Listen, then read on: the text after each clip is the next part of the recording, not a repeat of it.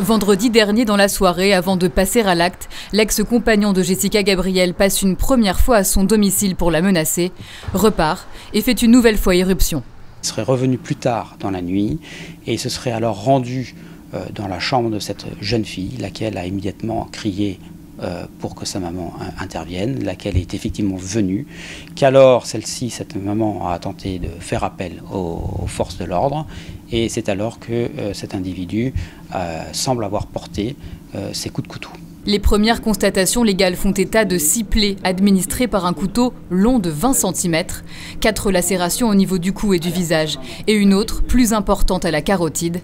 La version des faits du meurtrier présumé corrobore avec ceux de la fille de la victime. Le profil de l'homme est déjà connu des services. Il avait déjà été condamné par le passé.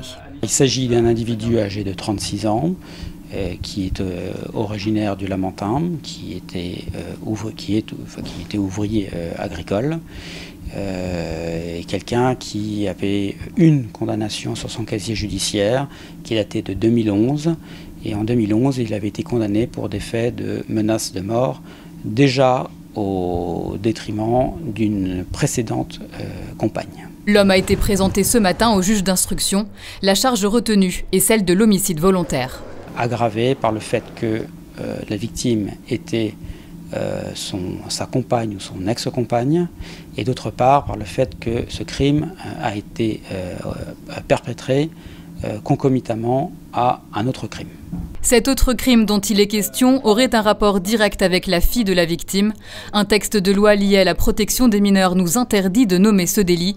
L'adolescente de 15 ans, en état de choc, est toujours hospitalisée à la MFME. Le meurtrier présumé de Jessica Gabriel encourt la réclusion criminelle à perpétuité.